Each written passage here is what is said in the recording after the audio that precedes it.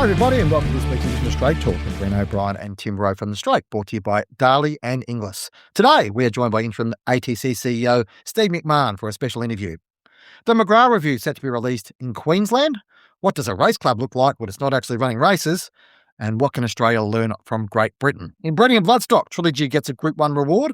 Australian buyers involved at Tatts. The breeders call for politics to be put second in the patent debate. And in wagering, is the Tote on the way back? And the virtue or otherwise of same race/same game multis. First of all, Tim, thanks for joining us. And a rarity for Straight Talk. We're just going to go straight to our feature interview today. Interim Chief Executive Officer of the Australian Turf Club, Steve McMahon, joins us to chat over what is a very interesting time in both the history and the future of the ATC. Steve, thanks for talking to us. Happy to be here. I mean, it's been a dramatic couple of years at the ATC, fair to say that. Talk us through more recently, I guess, what the current situation is with a show cause notice from Racing New South Wales. Obviously, there was a key meeting last week. It's been a pretty quiet year, really, in racing in general terms for us. A pretty quiet time. But no, look, in all seriousness, our board met with Racing New South Wales just over a week ago. We've submitted our show cause response. We're confident that we're sound financially and our governance is sound. So we've made those representations. They've come back asking for more information, which we will be providing. And yeah, we're hopeful that we can work through this before Christmas, ideally, but we'll see how we go.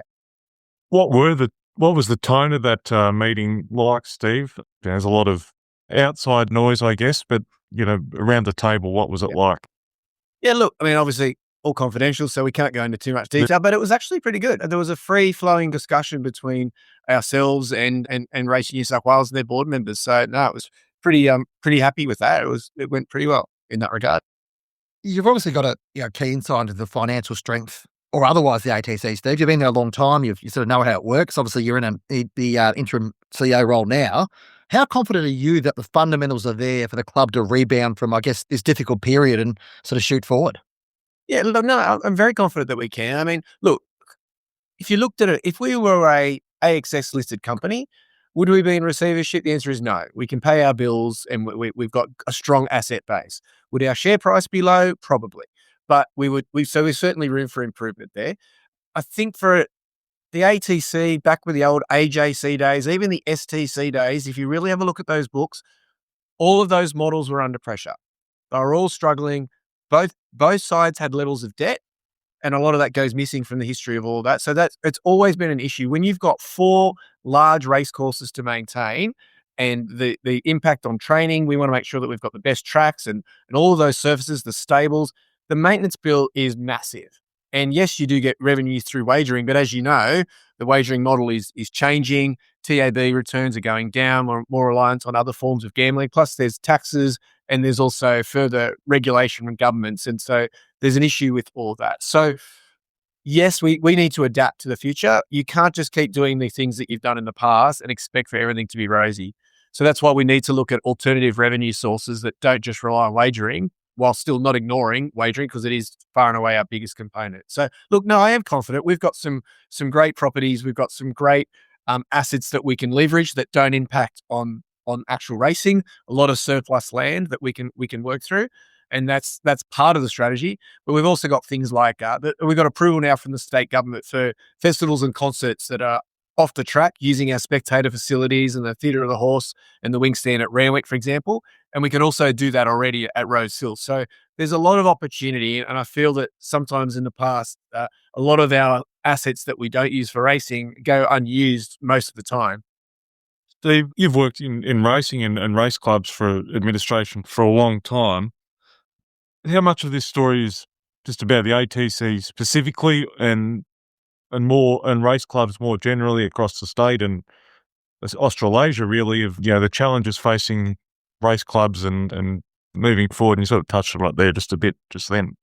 Yeah, I mean, you've lost racing in Macau and Singapore and places like that. So there is certainly pressure.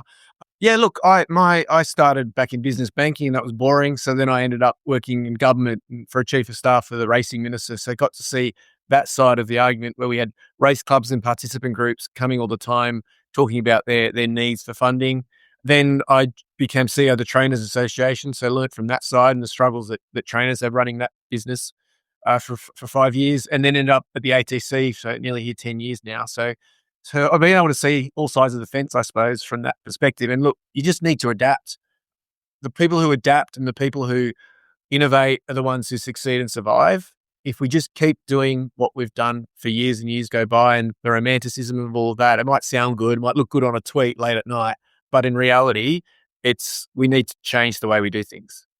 Yeah, and it is an interesting one. I guess you look at the specific opportunities of the ATC, but if you look around Australia, you've got obviously the VRC's had some challenges in Melbourne, but are looking to address that.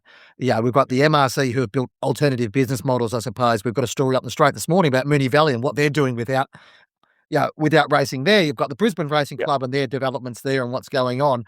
I mean, those opportunities, I mean, how do you see them, Steve? What are the sort of key 2 to 3 things that sort of sit there and go, all right, these are the things we need to act on in order to make sure that the ATC can build and thrive over the next sort of 10 years? Obviously, there's the funding model discussion, but it's also with our own devices, we need to make our assets work for us in a sustainable way into the future. Now, that sounds like a motherhood statement, but let me put some real life to it.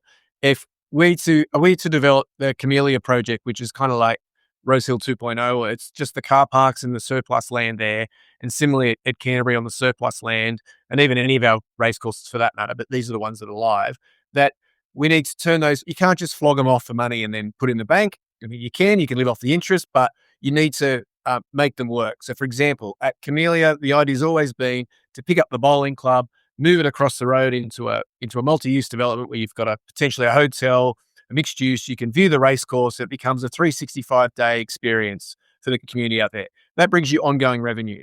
So, yes, you might sell some parts of it to pay off debts and to infrastructure, much needed stable infrastructure and the like that we have.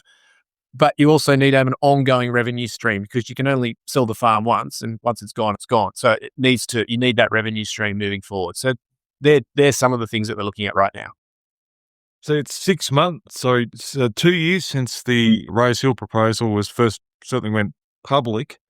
Yeah. How do you reflect on that, to be honest, tumultuous period, I guess, possibly for yourself and industry more generally? Oh, look, you learn a lot from these things. What doesn't kill you makes you stronger. Look, if we could you do it differently, obviously. I think the way it started, the benefit of hindsight, the way it's communicated, the way it's delivered, you definitely do it differently. I don't think there's any doubt about that. But look, was it worth it? Look, $5 billion doesn't come around every day. It was certainly worth exploring. It'll never happen again. So you can't say no to $5 billion, at least exploring it. So yes, we definitely would have done things differently, but now we move on. We move on now, and we've still got the Camellia plan, and we've got surplus land at Canterbury. So we've got enough options that if we can get through the next couple of years, some of those projects will then land, and then that'll put us in a pretty strong position to move forward for the next 50 years. Just to put a bow on the sort of Rosehill fallout, I suppose, Steve, or the Rosehill proposal. I mean, were you surprised by how divisive and personal it became, and that it became a real sort of lightning rod for a lot of other issues in the broader racing industry? No, it was funny when it was first being discussed internally. It was pretty obvious. We knew that obviously with tradition, and we knew that members it was going to be confronting. It was a pretty big deal, obviously. But we were talking about the kind of money that was life-changing for racing in Sydney for the ATC. It would set us up for 100 years and beyond. And there's so many threats into the future with governments and greenies and the like. So we were aware of all that. So no, not really. And I think even our chairman at the time said it reminded him of the gun laws debate where you lose lifelong friends. And I think, unfortunately, that did happen, and that's sad. But it just goes to show there's a lot of passion in racing, and you take the good with the bad with that kind of stuff. But again, I just think it was an opportunity worth exploring, regardless of which side of the debate you're on. Like I've always said, if someone offered you 5 times the amount of money for your house, what would you do? I mean, I love my house. I'm sure everyone loves their home, but you'd have to think about it. So it is what it is now. We move on. On some of those developments around Rosehill, as you just sort of discussed, how do you move on, or how do you execute that now in the next month or few months, years to, monetize those, I guess? Yeah. So with the Camellia plan, so there was an old Camellia plan pre-Rosehill that the former government had done. We felt that was inadequate. It wasn't actually, so the calls from the opposition to just dust it off and bring it back are false. sorry, they're not false. They're just flawed, I should say. We didn't believe they would optimize the land for us, and neither did neighbouring landowners. So it's being amended. The current government, our understanding is looking at what that could look like into the future. Our land's okay, but the land around us is quite contaminated. So they're looking at how that works. There's a number of long-term leases around that. So we're in the best position because of our car park land and the surplus land around there. We're basically ready to go when we get some approval. So the way it would work in terms of being monetized, we would expect within the next 6 months, the government will come out with some form of strategy for that. And then following with the rezoning, once we know what those rezonings are, we can then enter into discussions with obviously Racing New South Wales, but also our partners and developers to monetize that, whether it's money up front or whether you take it at the end. We've got to look at that deal. But I'd say within the next 12 months, we're in a position to actually have those discussions. So like I said before, we're looking at it's like a 2-year bridge, 2 to 3 year bridge we need to get through where we're at, which I'm confident we will. And then that's when it really starts to see the pot of gold at the end of the rainbow. You alluded to Canterbury before. I mean, obviously there's been plans around there and there's been discussion about redevelopment of that land for some time and I guess maximising the value of it. Where's that at, Steve? And it sounds like with the Rosehill situation, that's probably like it's got to have to go through a political process. Is it similar with Canterbury or do you feel like you can act on that quicker? Oh, look, with Canterbury, so we're just talking about the surplus land here, not the whole racecourse. The whole racecourse is another discussion for another day. And if that ever happened, we'd be bringing members on the journey well and truly early on in the piece. So we don't want to learn the lessons from Rosehill if we ever go down that. But that's not for now. We've got 3 parcels of surplus land outside the racecourse. One of them's got the quarantine centre on it. So we've obviously got to be careful there or we'd have to find an alternative for that. But we've got the King Street development that we're working through now. Got a few legal issues with our partner on that we're trying to sort through, but it's valuable land. And again, within the next couple of years, that will be realised in terms of development, which will give us the cash we need. So that parcel of land's pretty much ready to go. It's whether or not we look at the other car park lands and do something on those to try to get that happening. And they're non-core land, so it's a member's vote for non-core land. But if you ever did anything at the racecourse, that is core land, and you definitely need member support. A quick follow-up on that. I mean, how important you talk about, I'm not obviously specifically in the legal with the partners, I'm not sort of interested in getting into that, but how important is it you get the right partner for these developments, Steve, and that you actually get the right people on board and to know, because, the cost for you guys, if you don't get that right, is another 5 years of sort of mucking around and trying to make things happen, isn't it? So 100%. And look, these are neighbouring developments to our racecourse. So we want to make sure they're a quality and that they complement the experience when you go to the track and don't detract from it. So we're not about selling just to the highest bidder and getting the biggest chunk of cash we can and moving on. You've got to be strategic about it. And we want to build communities around there.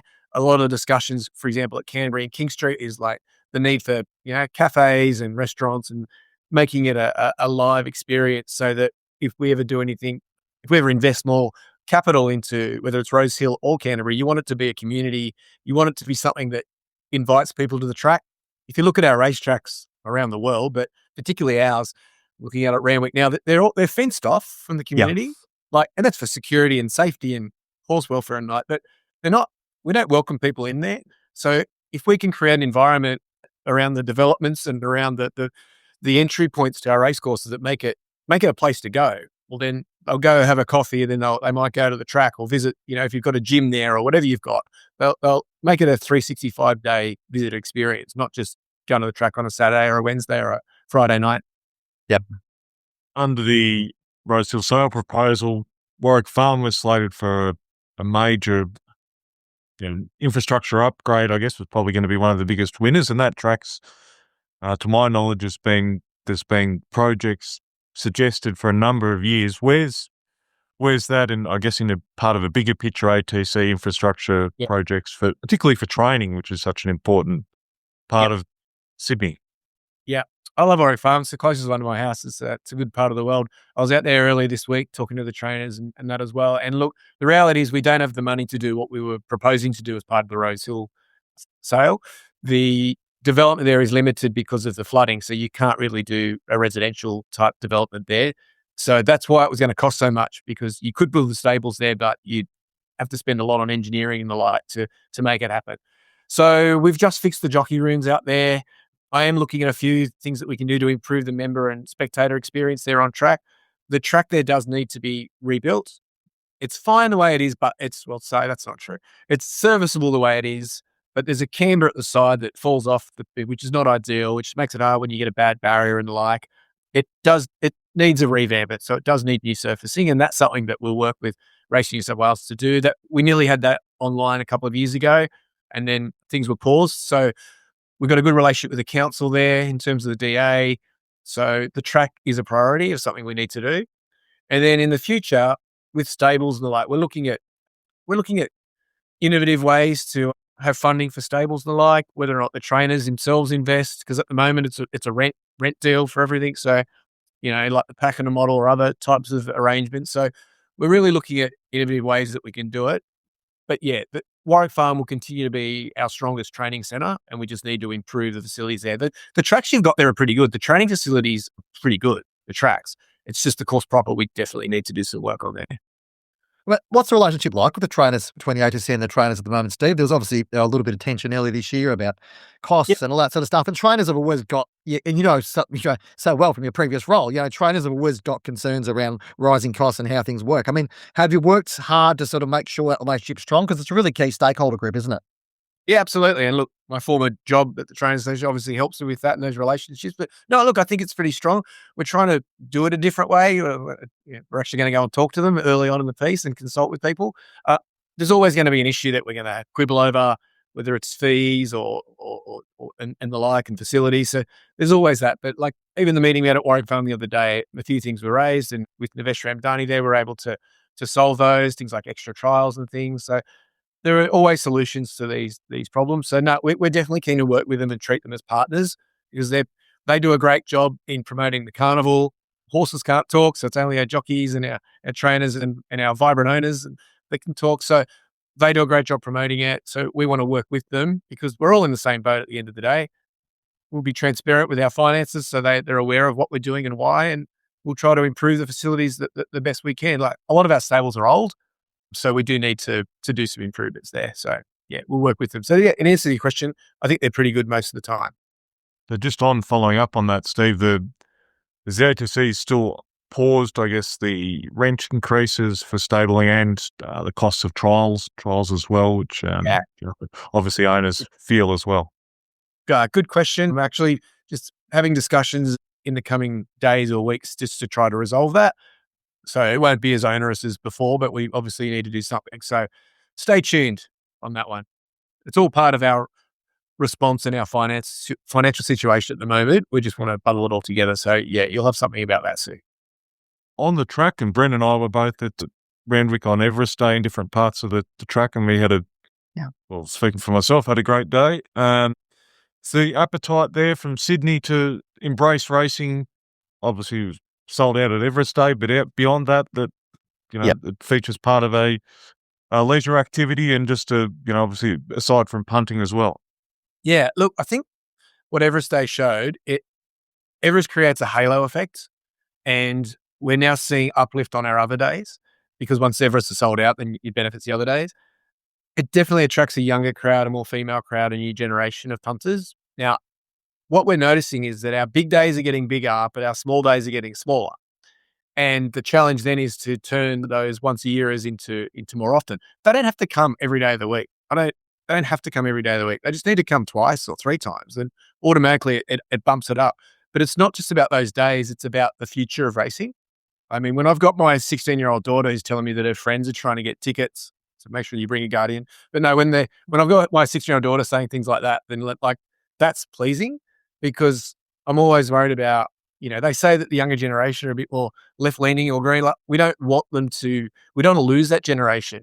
We do face societal threats through regulation, animal welfare and gambling and the like. So we need those new fans coming through. And I don't care if they're coming just to go to a party or go to the after party, or they're coming because they're friends.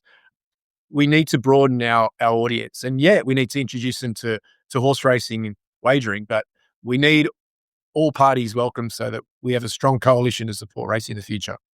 When I was growing up and going to the track, Steve, and I think the bookmaker's ring always was enthralling to me or captivating. Is that, obviously it's probably a bit of a dying art, unfortunately, but trying to work with the on-course bookies in Sydney to create a good experience, and hopefully those punters that do go use their services.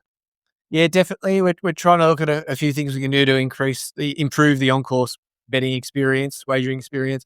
The bookies ring on Everest Day felt like the old days. I say that as a 48-year-old, but it did feel pretty good, and it was a good vibe in there. And look, a lot of it's about educating punters, particularly the new ones, about how it works. They feel a bit intimidated going to see the bookies sometimes when they can do it all on their phone and they don't have to go and talk to a human. It's something different.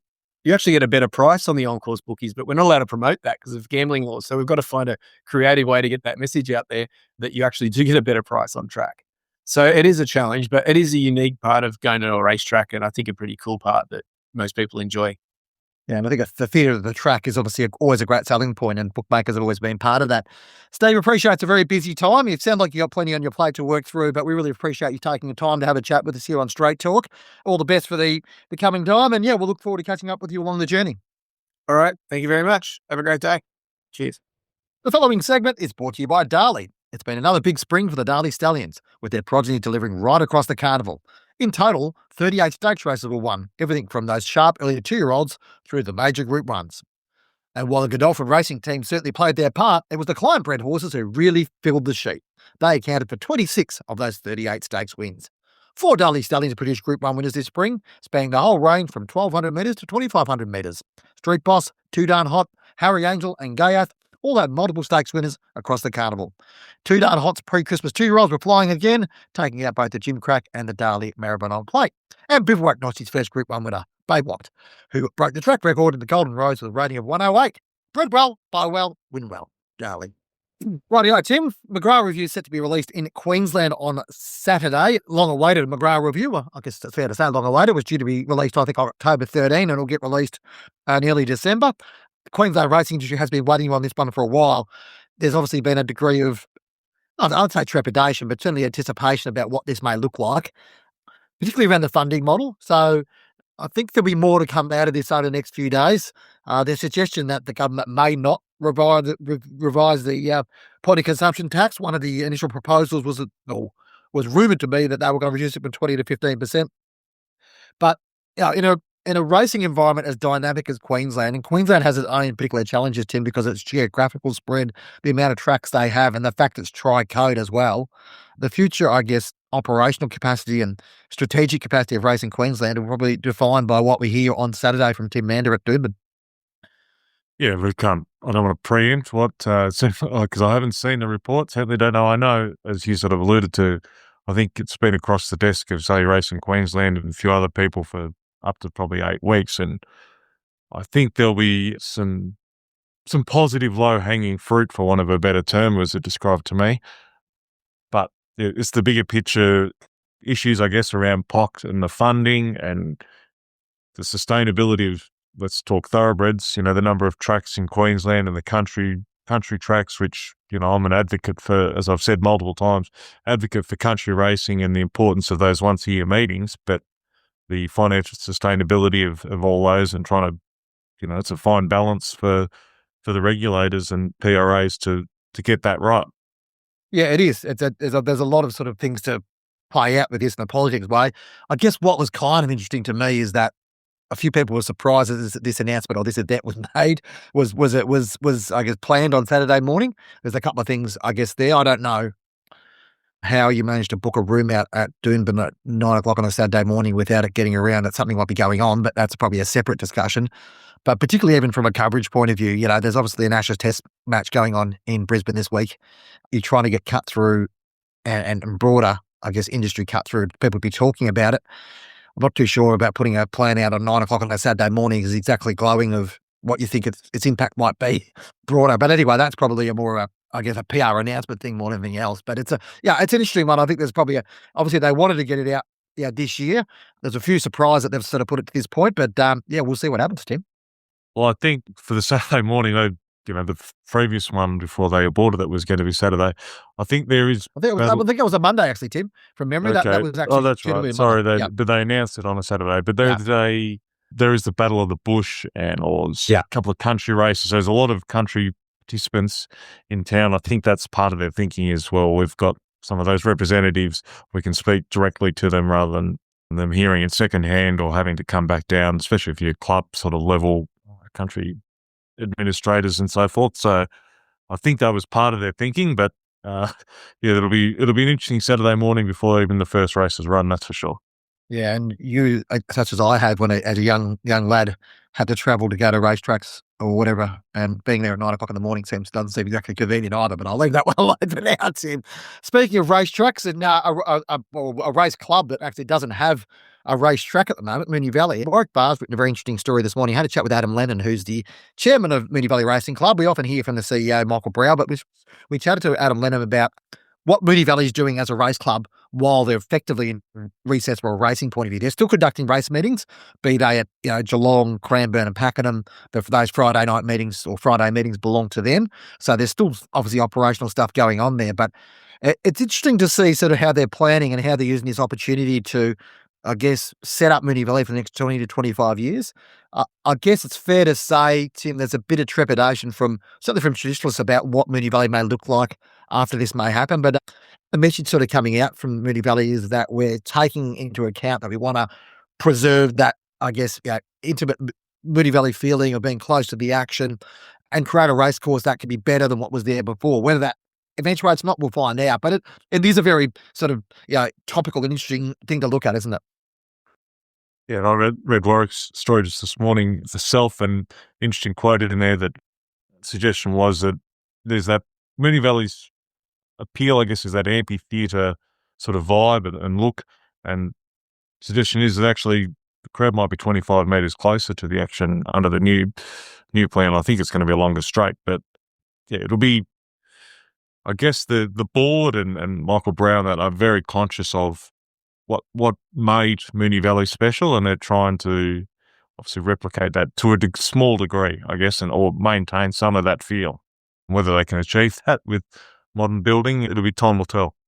Yeah, and each racetrack, I mean, I think there will be a degree of, I guess, critical eyes cast over how that eventuates. And it's a relatively short time frame, 2 years to completely redo a racetrack and make sure it's right. It's not easy to make sure they bed that out right from a surface point of view. There's a whole bunch of other challenges sort of arriving from there. The other topic I wanted to sort of put on the table, Tim, from a racing perspective is this. It looks like, at this stage, the British racing has avoided what was called the racing tax, which was an extra duty which is going to be put on betting on racing from 15% to 21%. Now, that's not happened, which was seen as a sort of a net positive for racing. But the challenge is there's been significant extra duty put upon or extra taxes put upon other online gambling, especially sports betting, which goes to 25%, and I guess effectively online casino games, which are illegal in the UK, which gone to 40%. The bookmakers or the big corporate bookmakers over there, big betting companies are fairly unhappy about this. They say it's going to affect their bottom line. And what is interesting is that one of the first things they said they'll have to look to cut will be promotion of racing and sponsorship of racing. So obviously we've seen in Australia that, through club sponsorships or various other forms, bookmakers have underwritten clubs in terms of their sponsorship and be able to help them, to use their real estate in order to promote the product, right?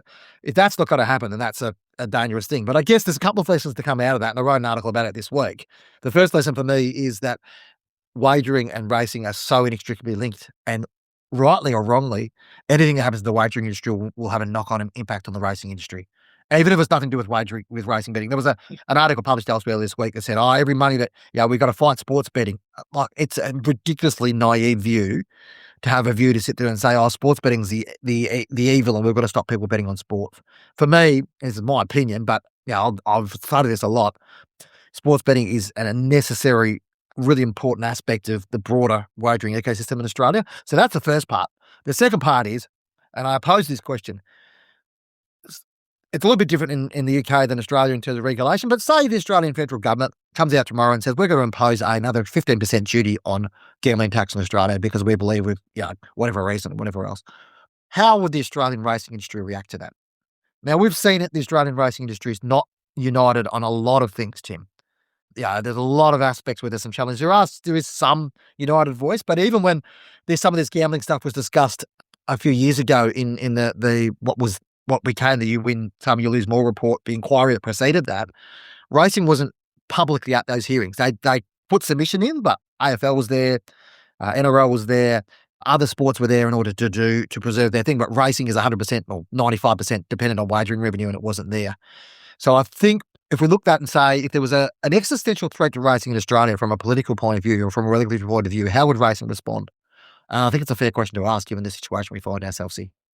The following segment is brought to you by Inglis. The catalogue for the 2026 Inglis Classic Yearling Sale has been released with 798 lots set to go under the hammer at Riverside Stables in Sydney from February 8th to February 10th. Yearlings by 113 sires make up the book, including Leading Stallions, Extreme Choice, Stitzel, Uninvincible, Zoostar, Too Darn Hot, Wooten Bassett, Written Tycoon and Street Boss, as well as a deep roster of emerging names.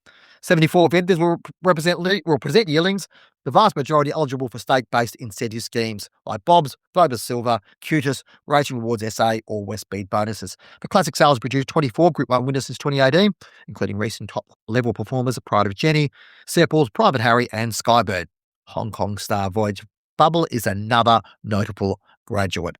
Go to english.com.au to check out the catalogue. On the breeding, I didn't actually just realise we've already got into the breeding discussion. Yeah, well, I was already getting into wagering, but mentioned there for a notable result from one of the major investors in Australian breeding and bloodstock over the last 5 years in Trilogy. Jason and Mel Stenninger put a lot of money in, and they got a Group 1 winner in the winter bottom with Libertad.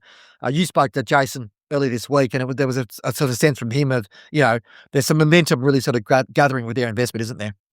Yeah, Jason and Mel, and along with important part of their business, Sean and Kathy Dingwall are now running Blue Gum Farm for Jason and Mel, an integral part of the whole bloodstock business that they've set up. They came in 2021 English 2-year-old sale, and everyone, well, I was there and went, who are these guys? And they're passionate about the industry. Yes, it's a business, and they've invested, I won't say how much, but a significant amount of money, and were part of the China Horse Club, Newgate, Colt Syndicate, so they've had Osmosis and Militarise, and they've bought a share. They've got shares in Jacquinot and a few other different stallions, but to get a Group 1 winner with Libertad in Perth under their own colours, the diagonal triangles, and Trilogy was significant for them, and it is as we all know, anyone that's owned horses, it's up and down, no matter how many you've got.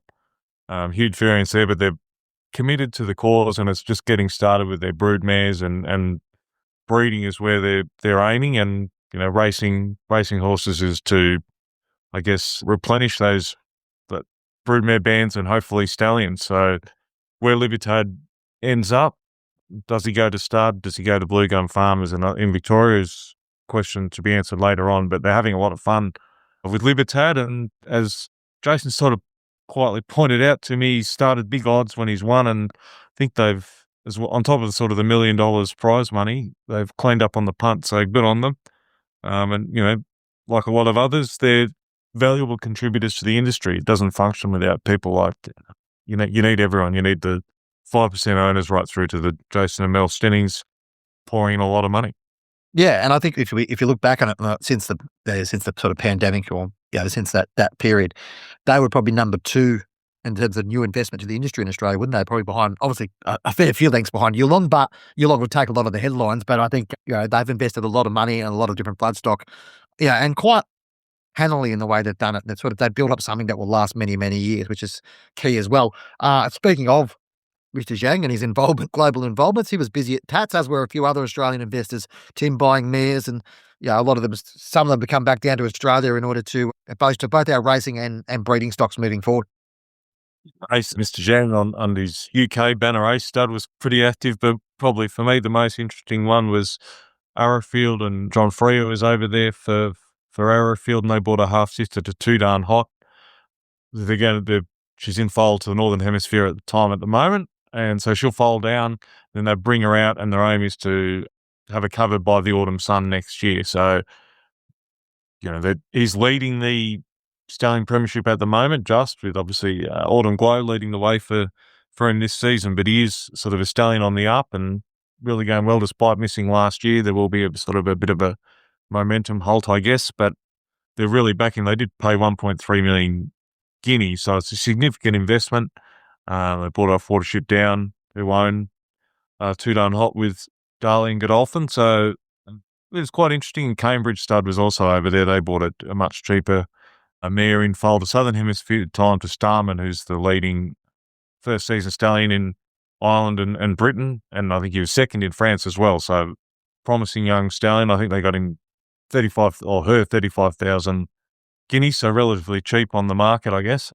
But yeah, there's still, Aussie investment, and there's Arcana to come. And then, so I'm sure there'll be activity over there as well.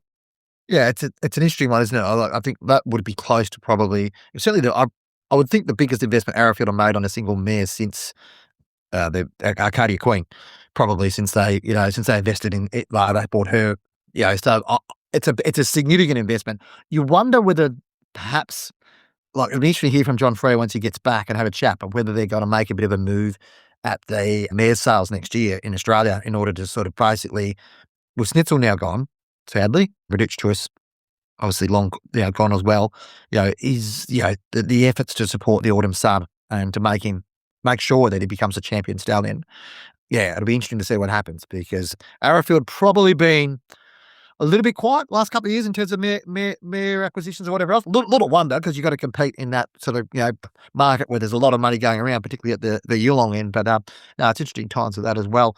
Tim also wanted to sort of there's a statement put out by Thoroughbred Breeders Australia, a couple of quotes there in an article there from both Basil Nolan, who's the TBO chairman, but also the Ozhorse chairman, Anthony Thompson, about the desire to see an end to this patent discussion. Tim, we're sort of, all dizzied out on patent discussion, but it's clearly a point of frustration. It probably harks back to that discussion I was having before about needing to solve national issues.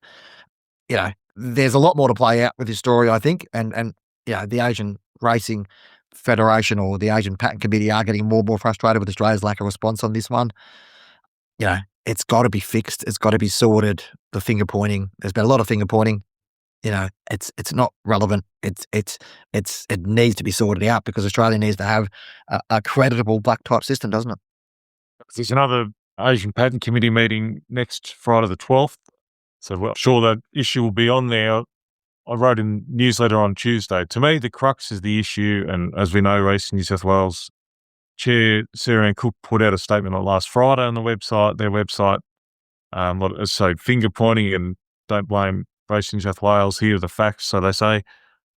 Point is, I think it's who makes these decisions, who will end up making the decisions with what races need to be demoted and which are promoted, and a working pattern which basically it hasn't worked for probably about 9 years or hasn't been functioning. It's who decides that, and how there's those black type guidelines that were proposed and then sort of backed away from. So I guess the concern from some observers is that just using hard and fast ratings will provide more power to the bigger PRAs, with more prize money. That sort of, if an independent, I guess, is a push for an independent patent committee away from the PRA's power. They can make submissions. Whether that comes off, who knows, and whether the Asian Patent Committee can even, they need to have the submissions from Racing Australia. A lot. It's just so complicated. It's no one person's fault, or organisation, I should say. There's just so many moving parts, and probably a function of Racing Australia's inability to achieve anything because of the way it's made up of the differing PRAs. It points to the broader national dysfunction of Australian racing, the way it's structured from an administrative point of view. Like I said, it's not an organisational capability. It's the capability the organisations being given, not the capability the organisations have. And I guess that's the point. And it becomes a political football. And we've seen that. Like, there's the stuff that came out last week. We've seen that. We acknowledge what Racing New South Wales have put out last week. A lot of the things that they put out, or most of the things they put out there, are indisputable by fact. But I think there's a bit more going on there as well. And I think it's an issue we could talk a lot about and find ourselves involved in a fight which doesn't actually achieve an end. I think most people are keen to see an end. I think the breeders are probably the ones who are most nervous about this. There is an argument to say that, mum and dad punters don't really give a toss about whether it's a Group 3, a Group 2 or a Group 1, but it is an important engagement tool for people to understand what makes a race an important race. And, it hasn't been functioning as it should be in the last 7 or 8 years in terms of downgrading races and all those types of things. And that's an indisputable fact.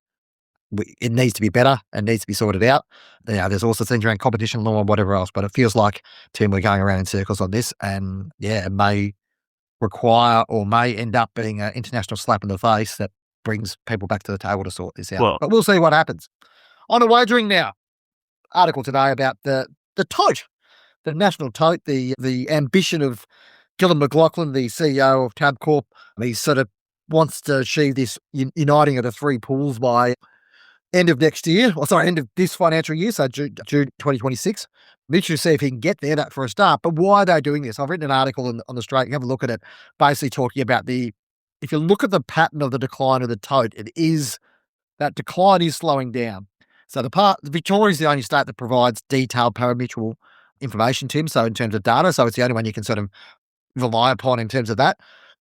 It has been 16% of the market, the turnover market, for the past 3 years. Now, I think from 2019, it was like 27%. So it's slumped enormously over COVID, which I understand because you've got retailers associated with that.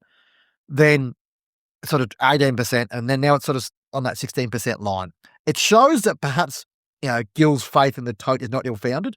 And also, the reality is 16% of the market is still 16% of the market, and Tab own 100% of that with the exception of WA. So if Tab can get upside in that, it makes sense for them to actually, build that market back up or try to do it. At least stop the decline of the Tote and see the value of it. And it fits into their retail first strategy.